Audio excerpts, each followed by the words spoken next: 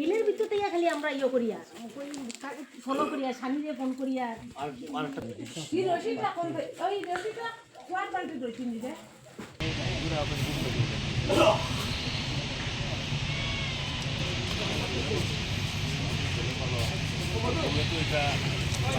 আমি সুতা দেয় গতকালকে রাত্রে 1টার সময় আমি একটা টিনের আওয়াজ পাইছি, পাইয়া আমি উঠিয়া লাইটটা জ্বালাইছি। লাইটটা জ্বালানোর সাথে একজন মানুষ আমার দরজার সামনে গিয়া দিদি বাঁচাও এরকম চিৎকার দিছে। আমি লাইট জ্বালাইছি, এরপরে যাচ্ছি দপদপ একটা শব্দ পাইছি আমরা পিছন দিকে। এরপরে লাইট জ্বালাইয়া দরজা খুলিয়া দেখি আমার গ্রিলের সামনে একজন মানুষ। এরকম এরপরে দেখছি যে আমরা লাগা বাসার ওই ফালাদার একজন তান্ডে কয়েকজনে বেড়ে মাথা উঠে মারছে উঠছে ফাটাইছে উঠেছে, রক্ত আমার এখানে ফালায়।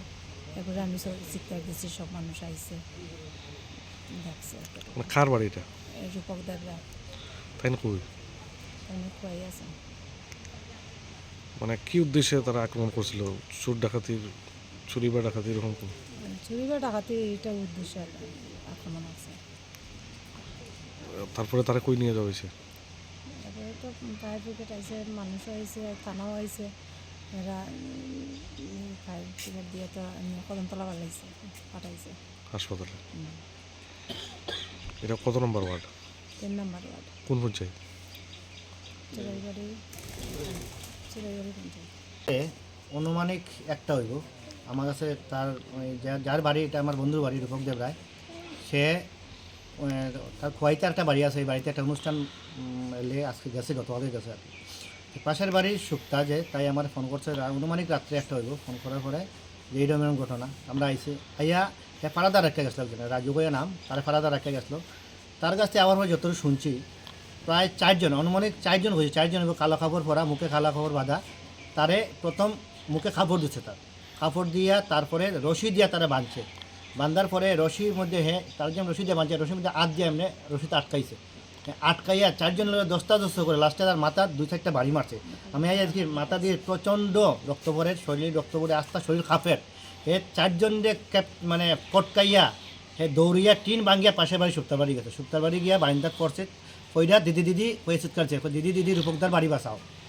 তখন তাই আমরা ফোন করছি। এরপর আমরা আইলাম, আইয়া যা দেখলাম যে টিন ভাঙ্গা খুব সময় ঢুকিয়া আবার পেছন দিকে বার হয়ে গেছে। মানে কোনো কিছু নিতে পারছে কিনা এখন তো আমরা কইতে পারতেছি না। ঘরটা খোলা না হইলে, মালিকটা না আইলে কি নিছে না কিছু বুঝতেছি না। আপাতত তো বাড়িতেই কিছু বোঝা চাইতেছে না। আর ওই পাহাদার যিনি আসছিলেন ওনার অবস্থা? পাহাদার তো কদমতলা হাসপাতাল, রাত্রে আমরা সঙ্গে সঙ্গে ফায়ার ব্রিগেড ডাক্তার পাঠাইছি। এবার কদমতলা হাসপাতাল থেকে সেলাই টিলাই দিয়া 9টা, খুব সময় 9টা সেলাই লাগছে মাথায়। সেলাই দিয়া এরপরে ধর্মনগর হসপিটাল বর্তমানে আছে। এলাকাবাসী হিসাবে আপনারা প্রশাসনের নিকট কি দাবি রাখবেন? মানে এলাকাবাসী হিসাবে প্রশাসনের কাছে দাবি কি রাখবো, পরপর প্রতিনিয়ত কারো বাড়ি সন্ধ্যাবেলা, কারো বাড়ি রাত্রেবেলা, মানে এটা নিত্যদিনের ঘটনা হয়ে গেছে। আমরা চোরাইবাড়িতে, বিশেষ করে চোরাইবাড়িতে প্রশাসনের কাছে প্রতিবার যাইতাছি, গিয়া প্রশাসনও বোঝা যায় নির্বিকার, তারাও কিছু করার মতো নাই। আর আমরা পাবলিক কী করবো, আজকে একটা আমরা কড়া ডিসিশন নিব, পদক্ষেপ কমিটি আমরা আলোচনা করতে আসি। কি মনে হয় ফাঁকা বাড়ি এগুলো চোর ডাকাতরা কীভাবে মানে করতে? তারা জানে কার বাড়ি কখন না। একবারে বিশ্বস্ত লোক, এবং আমার খুব সম্ভব, আমাদের ধারণা এটা খুব পাশাপাশি এরিয়ার লোক। তারা একটা টিম আছে, কার বাড়িতে কবে লোক বাড়িতে থাকে না সেই বাড়িতে তারা তালা ভাঙার চেষ্টা করে, গড় ঢুকার চেষ্টা করে। মানে একটা ভালো নেটওয়ার্ক একটা আছে, সমস্ত চোরাইবাড়ি কদমতলা মিলিয়ে আমার মনে হইতে আছে এটা ভালো নেটওয়ার্ক। সব জায়গায় তারা লোক রাখা আছে।